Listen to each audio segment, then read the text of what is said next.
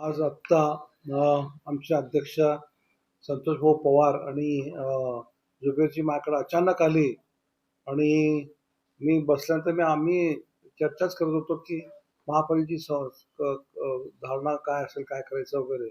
तर त्यांनी मला एक हे दाखवलं की असं असं तुमची एक ऑर्डर निघाली प्रदेश करून आणि माननीय अजितदादा पवार साहेबांनी आणि तटकरे साहेबांनी अशी ऑर्डर काढली की उद्या होणाऱ्या ज्या महानगरपालिकेच्या निवडणुका आहेत त्या माझ्या नेतृत्वाखाली व्हाव्यात असं त्यांचं म्हणणं आहे. त्यात लिहिलेलं आहे असं त्यांनी सांगितलं. आणि त्याचा असं आहे की मी अनेक वर्ष जरी पक्षाचं काम करत असलो तरी छोटे मोठे कार्यकर्ते काम केलं पाहिजे. मी या पक्षाचा फार आभारी आहे की दादांनी ज्या दिवशी पहिल्या दिवशी मला बोललं त्या दिवशी त्यांनी मला एकच सांगितलं की सुधीरजी तुमच्या अनुभवाचा फायदा आपल्या पक्षाला व्हावा. आता मी ह्या पक्षात जेव्हा मला येऊन फार काही वेळ झाला नाही, मात्र एवढं मला त्यांनी प्रेम दिलं सगळ्या लोकांनी. मग तटकरे साहेब असतील किंवा मामा भरणे असतील किंवा मनसोडे साहेब असतील आणि मला आता एवढे कार्यक्रम त्यांनी घेतले ह्या अलीकडच्या काळामध्ये की मला असं वाटतं की मी गेली 4 वर्ष ह्या पक्षात काम करतो का असा मला एक अनुभव आला. आणि पक्ष संघटनेची जबाबदारी दिल्यानंतर आम्ही नेहमी प्रयत्न केला की ज्या पक्षात राहू तिथं आम्ही इमानदारीने काम करू. आता दादांनी ज्या मला एवढा मोठा विश्वास माझ्यावर ठेवलेला आहे किंवा माझ्या उजव्या साईडला जुबेरभाई, डाव्या साईडला संतोषजी आहेत, पाठीमागं आमचा जनरल सेक्रेटरी प्रमोद आहे, आमचे चंद्रकांत दायमाजी आहेत आणि सर्व कार्यकर्ते आपला वैभव, ही सगळी कंपनी माझ्याबरोबर राहणारी ही टीम असणार आहे. यांचं गाईडलाईन यांचे मदत घेऊन मी काम करणार आहे.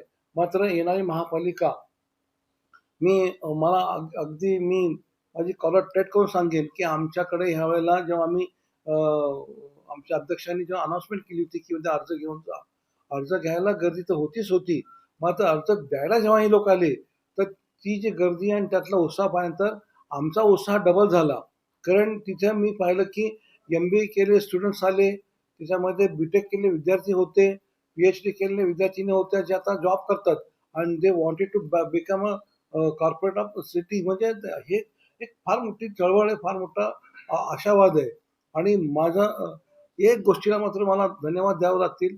माननीय दादांच्यावर जे मी पहिल्यांदा भेटलो होतो त्यातलं माझं सुहास कदम आणि आमचे उमेश पाटील साहेब होते, त्या दोघांनी मला उजवा हात धरून घेऊन गेले त्या सह्याद्रीला. तर तिथं दादांनी मला एक गोष्ट विचारली की सुधीरजी म्हणे सोलापूर शहरामध्ये तुम्ही 5 दिवसाला पाणी देता, हे पाप करत नाही का?